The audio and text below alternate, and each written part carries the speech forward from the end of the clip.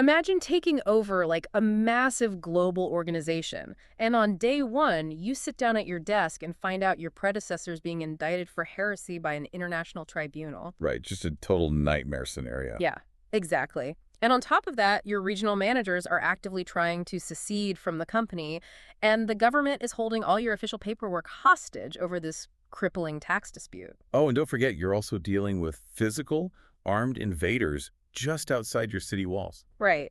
I mean, that sounds like a movie pitch, but that was just a regular Tuesday for Pope St. Leo II in the year 682. It really was. It's almost hard to comprehend the density of crises he was handed. Totally. So welcome to today's deep dive, everyone. We are going to be pulling from a really fascinating stack of sources today. We've got encyclopedias, historical texts, and some pretty dense theological analyses. Which are surprisingly thrilling when you look at the context. Oh, absolutely. Our mission today is to explore how this one man who officially reigned as Pope for basically less than a year, from August 682 to the summer of 683, somehow managed to architect these structural blueprints that saved his institution. And not just in his own century. I mean, he set up a defense that saved the papacy 1,200 years later. Which is wild. So you're going to see how this historical crisis from the 600s perfectly mirrors modern institutional and corporate PR challenges. It really is a masterclass in institutional survival. Because, like you said, his timeline is incredibly compressed. Right, less than 11 months. Exactly. He inherited a papacy that was just paralyzed financially by the Byzantine Empire, and structurally it was fracturing under regional rebellions and these massive theological controversies. So to understand how he actually dismantles these crises, we have to look at what he brought to the table before he even got the job. Right. His background is crucial here. Yeah, because the sources point out he was born in Sicily around the year 611 to a man named Paul. And that Sicilian heritage really dictates how he operates, right? Completely.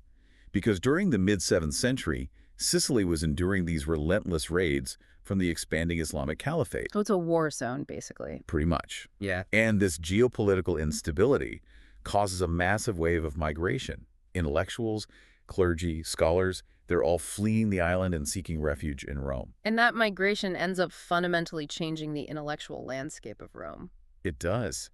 Because the sources emphasize that Leo was highly educated, but more importantly, he was completely fluent in both Latin and Greek. Which is a big deal at the time. A huge deal. Bilingualism was actually surprisingly rare for Roman clergy back then. They were very firmly anchored in Latin culture. So being able to read and write and, negotiate in Greek, that gave him a massive advantage. Right. He could bypass intermediaries. He could communicate directly with the Byzantine Empire and Constantinople without needing translators to soften or twist his words. And that bilingual advantage basically becomes the hinge of his entire papacy. But let's look at the timeline first, because the bureaucratic gridlock he faces before taking office is just extreme. Oh, the waiting period is agonizing. Yeah, so his predecessor, Pope Aratho, dies in January of 681. Leo is elected to succeed him just a few days later.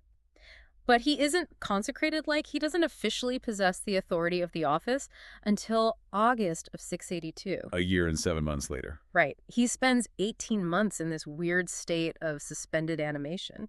It's like a modern CEO being hired to run a Fortune 500 company, but being stuck in bureaucratic limbo for a year and a half before they're legally allowed to touch a single piece of paperwork. That's a perfect analogy. He's elected, but he's locked out of the building. So what was actually holding up the inauguration for over a year? Well, it was a massive standoff over imperial taxation and confirmation. At this point in history, the Byzantine emperor in Constantinople held the legal right to confirm papal elections. So Rome still answers to Constantinople. Exactly. The papacy was essentially a vassal to Byzantine authority. And for about a century, popes had been forced to pay this severe tax to the imperial treasury just to receive the emperor's green light for consecration. So it's literally a pay-to-play system for the papacy. Pretty much, yeah. But the emperor at the time, Constantine IV, he's dealing with his own existential threats, right? I mean, he had just survived a brutal siege of Constantinople by the Umayyads. Right, the empire was under immense pressure. So why is he dragging his feet for 18 months over this one tax from Rome? Because he desperately needed the revenue. But Constantine IV also needed Western unity. He needed the papacy's theological backing to stabilize his fractured empire. Ah, so there's leverage on both sides. Exactly. The previous pope, Agatho, had actually started negotiations to abolish this tax. But when Agatho died, Leo inherited the standoff. And Leo just refuses to fold. Right. He essentially uses his unconfirmed status as leverage. He traded the promise of Rome's eventual stabilizing support for financial relief, and he just held out until Constantine finally blinked. Wow. So he starves out the emperor's patience? He does. Constantine finally agrees to significantly reduce, or in some records entirely abolish, that consecration tax. Okay, so he gets this huge financial victory. But the moment he actually takes office, he has to immediately pivot and use those exact diplomatic skills to crush an internal rebellion. Yes, the Ravenna situation. Right. So the archbishops of Ravenna were pushing for something called autocephaly, basically operating as a breakaway republic. They're testing the boundaries of a weakened central government. And Ravenna wasn't just some random provincial city. It was the historic seat of Byzantine power in Italy. It was where the emperor's representatives, the exarchs, lived. So they felt special. Very special. The archbishops there believed their political proximity to the empire meant they shouldn't have to answer to a bishop in Rome. Right, like a rogue franchise location suddenly deciding they're the new corporate headquarters. Exactly. And a previous emperor, Constans II, had actually fueled this by issuing an edict that formally removed Ravenna from Rome's jurisdiction. Which means they could get their symbol of authority, the pallium, directly from Constantinople. Right, completely bypassing Rome. I mean, I see the structural threat there. If Ravenna successfully breaks away, what's stopping every other major regional diocese from trying the exact same maneuver? Nothing. It would have completely fractured the Western Church. So Leo steps in, and he leverages his newly solidified relationship with Constantine IV to get that old edict revoked. But here's my question. Just dropping the hammer and forcing a wealthy, ambitious city back under your thumb usually sparks resentment, if not an outright civil war. Right, absolutely. It could have easily backfired. Did Leo just force them back into submission, or was there a carrot along with the stick? There was a massive carrot. Leo was a brilliant administrator. He knew he had to completely restructure the incentive system. How? Well, he forced the archbishops-elect to come to Rome for their consecration, which reestablishes Rome's structural supremacy. But to ensure they actually complied without rebelling, he eliminated the friction points. Okay, so what did he give them in return? First, he abolished the customary tax they had historically been required to pay when receiving the pallium. Ah, so he removes the financial humiliation of submitting to Rome. Exactly. And second, he removed the logistical burden. He capped their mandatory stay in Rome at a strict maximum of 8 days. Oh, wow. So no long, drawn-out ceremony. Right. And furthermore, they no longer had to make this arduous annual pilgrimage to Rome to pay homage in person. They were permitted to just send a delegate. That is so smart. He basically sacrifices ceremonial ego and a little bit of minor revenue to secure absolute, undeniable structural authority. It's an incredibly pragmatic compromise. He left them with no legitimate financial or logistical grievances to rally a rebellion around. A total masterclass in management. But as intense as the Ravenna situation was, that's just regional politics. The actual defining crisis of his papacy, the absolute biggest test of his leadership, was a theological disaster waiting on his desk the minute he took office. Yes, the Monothelite controversy. Right. And this is where the survival of the institution was genuinely on the line. Right. Because when Leo finally takes office in 682, the acts of the Sixth Ecumenical Council, the Third Council of Constantinople, arrive for him to ratify. And this council had been convened to resolve a literal theological civil war over the nature of Jesus Christ, specifically the doctrine of monothelitism. Which is the belief that Christ had only one will rather than two distinct wills, human and divine. Correct. And the council condemned monothelitism as a heresy. But they didn't just condemn the abstract idea. No. During the 13th and 16th sessions, they explicitly named names. They did. They listed specific individuals who had supported or tolerated this heresy. And one of those names was a former pope, Pope Honorius I, who had reigned 50 years prior. The council literally declared to Honorius the heretic anathema. Which is just staggering. An official ecumenical council representing the universal church, with Roman legates present, formally declaring a deceased pope a heretic. It was completely unprecedented. I really want to pause and work through the logic of this because I'm looking at the sources on the correspondence that got Honorius condemned. Right, the letters to Sergius. Yeah. Honorius sends these letters to Patriarch Sergius I in Constantinople. And in those letters, Honorius explicitly agrees to a policy of silence on the debate, and he literally uses the phrase, one will. He does write those exact words. Okay, so if he wrote those words in ink and the council possesses that ink, How is this even up for debate? Like, how is that not just straightforward, undeniable heresy? Well, defenders of Honorius, even at the time, argued it was an issue of clumsy terminology deployed for political diplomacy, rather than actual doctrinal error. Clumsy terminology. Yeah. We have to look at the testimony of his secretary, Abbot John Semponus, who actually drafted those letters. He argued that when Honorius used the phrase one will, he was referring exclusively to Christ's human nature. Okay, meaning what exactly? Meaning Christ possessed a human nature as it existed before the fall of Adam. It lacked the corrupted, conflicting will, what theologians call the vitiated will of fallen humanity. So he wasn't saying the divine and human wills were blended into one. Exactly. He was just saying Christ's human will wasn't internally fractured by sinful urges.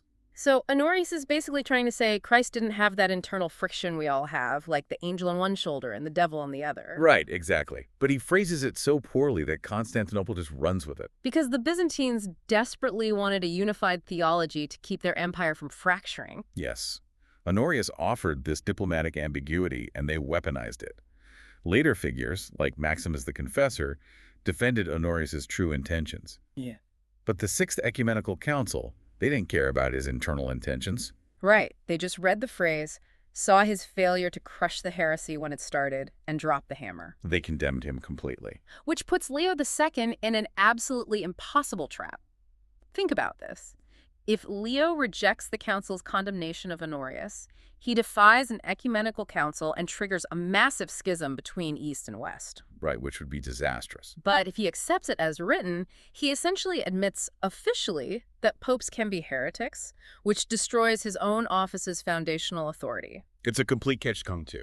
So how does he thread this needle? How does he ratify the council without destroying the papacy? Through a really brilliant, incredibly precise linguistic maneuver. Okay, tell me how he does it. Well, Leo formally confirms the council's acts. But remember, he is fluent in Greek, so he translates the massive texts from Greek into Latin himself, which means he controls the transmission of the ideas to the Western bishops, like the Spanish King Erwig and the Synod of Toledo. He controls the narrative. Exactly. And in his letters of confirmation, he fundamentally alters the framing of Honorius's condemnation. He changes the reasoning. What is the specific distinction he makes? Leo writes that he condemns Honorius not because Honorius actively taught or defined heresy, but because he was guilty of profound negligence. Negligence. Right. The sources show Leo's specific phrasing. He states that Honorius did not extinguish the flame of the heretical doctrine in its rise, but fomented it by negligence and permitted its purity to be polluted. Oh, wow. So he draws a firewall between being a formal heretic and a material one. Precisely. A formal heretic invents and actively teaches error. A material heretic, or just a negligent leader, merely fails to stop it from spreading. It's like the difference between a CEO actively embezzling funds versus a CEO who just failed to fire the accountant who was embezzling. That's exactly it. Leo basically throws the man under the bus to save the office. Right. Honorius failed as an administrator, but the papal office itself remains free from having officially taught error. And by shifting that anathema from the teaching of error to the toleration of error, Leo accepts the council's ruling without compromising the papacy's supreme teaching authority. It is a totally brilliant semantic distinction. But what's really crazy to me is that this specific legal precedent sits dormant for 12 centuries. Right, until it becomes the absolute linchpin of modern Catholic dogma. Because the sources draw a direct line from Leo's translation in 682 to the First Vatican Council in 1870. Yes.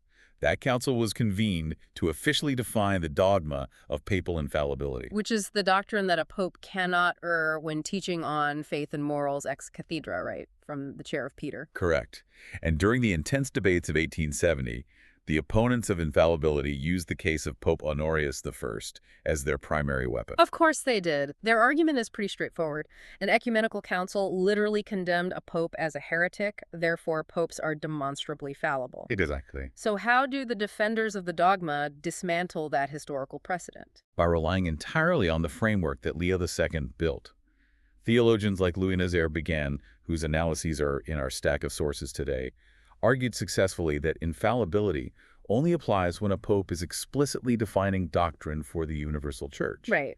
Because Leo II clarified that Honorius was condemned for failing as a guardian in private diplomatic letters, Rather than actively teaching error as universal dogma, the conditions of infallibility were never violated. That is just ultimate strategic foresight. I mean, a man who occupies the office for less than a year drafts a legal caveat regarding negligence, and that acts as a shield to successfully pass a core dogma 1,200 years in the future. His fluency in Greek, combined with his really precise understanding of Latin legal terminology, allowed him to parse these dense theological texts and thread a needle that a less educated leader would have completely missed. It's incredible. Right. But having secured the theology of the church, Leo didn't just stop there. He didn't view survival as purely theological. No, he was a very practical and cultural leader. Right, because once he saved the institution on paper, he realizes he has to save its physical and cultural memory. Rome in the late 7th century was structurally very vulnerable. Extremely. The Lombards, who were a Germanic people that had invaded Italy, were this constant looming physical threat. And the Lombard raids terrified the Roman populace. They did. And Leo recognized that the ancient Christian catacombs, which were located outside the protective Aurelian walls of the city, were prime targets for desecration and looting. So what does he do? He initiates this massive logistical operation. He orders the excavation of the relics of martyrs from these vulnerable underground sites and transfers them into newly built, secure churches inside the city walls, like St. Paul's. He's literally moving the sacred history of the city behind fortifications to keep it safe. Exactly. But the sources also focus heavily on his cultural initiatives during these final months. Amidst all these imperial negotiations, the theological crises, and the literal threat of invasion, he is dedicating time to reforming the Gregorian chant and composing sacred hymns. He was known to be incredibly musical, yes. But I have to ask, with all these massive crises happening, why is this guy spending his final months writing sheet music and moving old bones? Like, why prioritize that when the Lombards are at the gates? Well, it connects directly back to his core identity. He was a Sicilian who likely fled violence himself. Ah, right, a refugee. Exactly. He understood the profound trauma of displacement and the very real threat of cultural erasure. Preservation isn't just about moving bones behind stone walls. It's about morale. It's psychological resilience. He's providing a besieged population with something beautiful and cohesive to hold on to. Right. The historical records describe him as a father to the poor. He utilized his own personal resources to relieve widows and orphans. He was trying to build a holistic, safe, and spiritually rich environment for everyday Romans. The theology secured their spiritual future, the relocated relics secured their historical identity, and the music provided immediate communal morale. It's a very complete vision of leadership. And he executed all of this, likely knowing his time was incredibly short. I mean, he died on June 28, 683. A reign of just under 11 months from his official consecration. When you really lay out the sheer density of what he accomplished in that window, it fundamentally changes how you view historical impact. It does. I mean, let's recap this. He stares down and outmaneuvers the Byzantine emperor over taxation. Right. He diffuses the autocephalous ambitions of Ravenna with a perfectly calibrated administrative compromise. Which prevented a schism in the West. Exactly. He relocates the physical history of Rome to protect it from invaders. He restructures the music of the church. And he executes a linguistic PR spin on a theological crisis that serves as the blueprint to save papal infallibility a millennium later. It just proves that institutional longevity often relies on these brief, highly concentrated periods of competent administration. Absolutely. Now, there's one final detail from our sources regarding Leo II, and I want to leave you with this because it offers a remarkably poetic perspective on how history remembers, or, forgets its architect. The story about his tomb. Yes. So, after his death, Leo was originally buried in his own monument.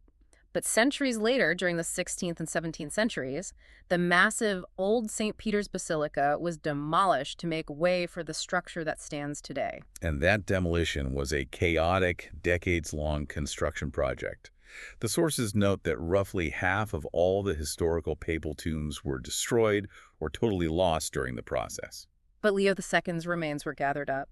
We actually have sketches from a historian of the time, Giacomo Grimaldi, documenting this chaotic shuffling of these ancient tombs. It's amazing we have those sketches. It really is. And according to the records, Leo II's bones were eventually combined with the remains of 3 other popes who happened to share his name: Leo I, Leo III, and Leo IV.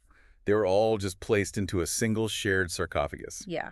And eventually, that combined tomb survived the destruction and was placed under an altar in the Chapel of the Madonna of Portoriente. Just a shared grave for men who define entirely different eras of history. Right.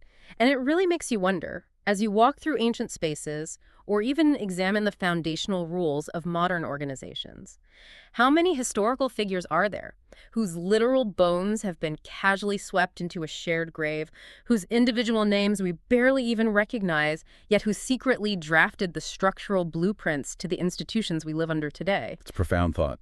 You don't always need decades to leave a legacy. Sometimes, with the right combination of precise language, strategic compromise, and a genuine drive to preserve the culture around you, 11 months is enough to echo through a millennium. Well said. So, as always, keep questioning the history behind the headlines. Thank you so much for taking this deep dive with us today, and we'll see you next time.